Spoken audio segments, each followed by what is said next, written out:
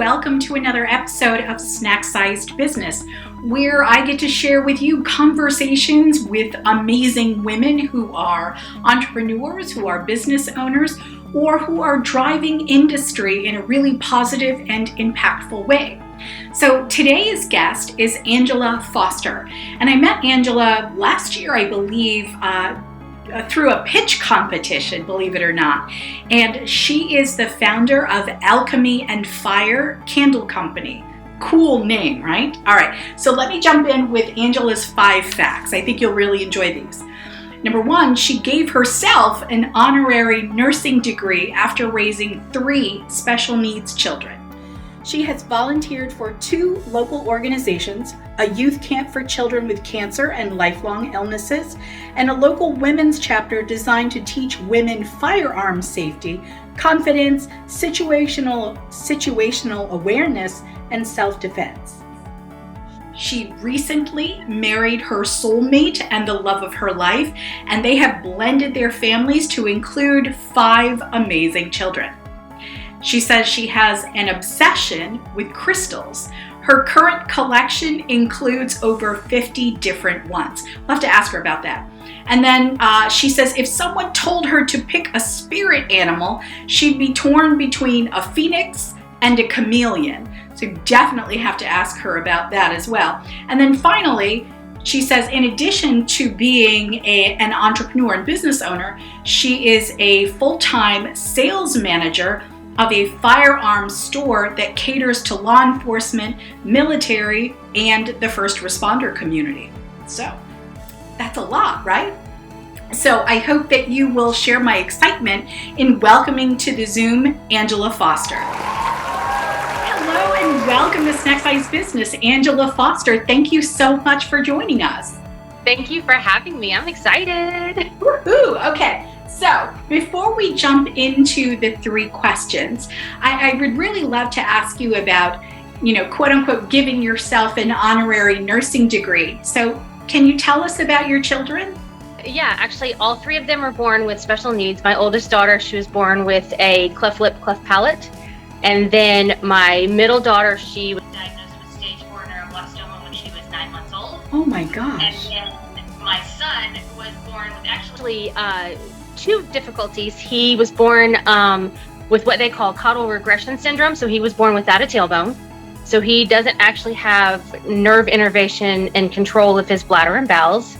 And in addition, he was born without his inner ear canal. So he's hard of hearing. So lots of stuff. Wow. They're thriving though, no? They are. Yep. Everybody is happy and healthy and growing. That's amazing. I'm so glad to hear that. All right. So, wow. You deserve it. You honorary nursing degree bestowed. Yes. All right. So here's the first of our 3 questions. Okay. What conversation do you wish you'd had but did not? Okay. So actually there's 2 of them. The first one is more business related. I think that before I started my business, I wish I had spoken with other small business owners and kind of gotten some insight from them on what it is that they do, what I need to be doing that I'm not, what I shouldn't be doing that I might be doing.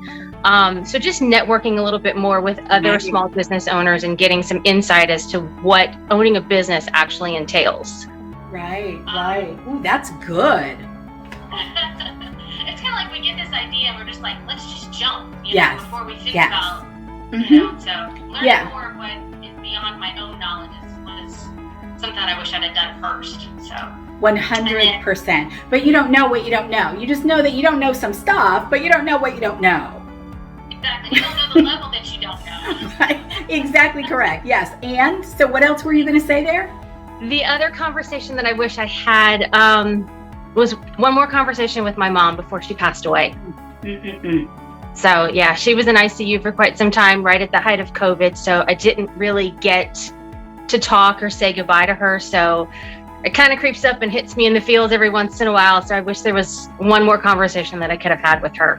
Yeah, I understand. I'm so sorry. Yeah, thank you. Okay. So let me move on. Way to bring it down, Angela. No, just kidding. I know, I should have started with the heavy one first, dang it. I I'm joking. I'm joking. That's such a profound answer, though, and I appreciate your candor. Thank you. Thank you. I want to circle back to your obsession with crystals. So tell me about that. Are you a person that are they just pretty, or do you look for the meaning behind them? Tell me about that. I looked for the meaning behind them. That was something that my mom taught me. She very much believed that she was a white witch. So I've kind of taken on some of those traits, but I use them for balance and for energy and things like that. So anytime we pass by a crystal shop, and that's one of the things when we go out of town, I'm like, there's a crystal shop. Pull different meanings from. So that's a lot of what my collection is. So can I ask you, is there is there a way to care for crystals? Like, do you need to wash them, or am I asking a weird question? Yeah, it depends, because some of them are not water soluble. Some of them shouldn't be put in direct sunlight. Some of them, okay. There's definitely a way to care for them properly. Oh, see, I had no idea. I'm so glad I asked a weird question. Thank you. And now you know. There you go. All right. So question number 2. What do you love about what you do? Oh, it's the creativity for me is the biggest thing. I love being creative. If you wanted to stop me dead in my tracks and told me that I could not ever be creative again, I'd just be like, I'm done. Yeah. Or creating something for someone that gives them something they didn't know they needed or that they wanted. I love it when people come in our candle booth and they pick up a candle and they're like, oh, this reminds me of, or, this is exactly what I needed for this or that. So being able to give something to someone, just that gives me all the joy. So that's why I love it. I love that answer. That's amazing. I love that. Okay. And especially since you have a tangible product, like you are literally giving them something. That's amazing. Okay. So third and final question. What communication advice do you live by? It depends on my mood. It depends on the situation. Because I'm an Aquarius, I'm very much a lover, not a fighter kind of thing. So avoiding conflict is my natural go-to. I want everybody to be happy, everybody to get along. So even if it's somewhat to my own detriment sometimes, I like to avoid conflict. But as I've gotten a little bit wiser, it's more of this is how it is, don't ask my opinion if you really don't want to know what I'm thinking kind of thing. What you see is what you get. So it kind of depends on the mood. Interesting. Okay. Interesting. Okay. So that's an unusual response. Most of the people that I have asked that question to say, transparency, honesty, like directness, kind of what you were saying, and being direct. So that's interesting. Yours is a little twist on that. So I appreciate that. Thank you. All right. So once again, I'm going to circle back. So let's talk spirit animals. What's that about? Tell me about the phoenix and the chameleon.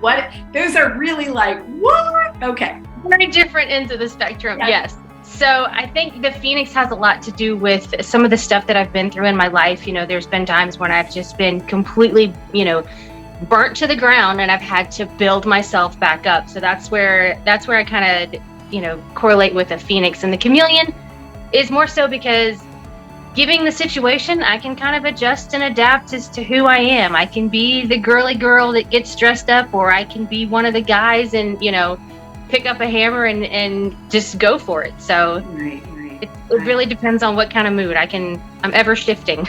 And it's all you. It's all me. It's all you. Well, that's amazing. Angela, thank you for spending time with me and answering our questions so candidly and with such good humor. I appreciate that. Thank you. Thank you for having me. This has been fun.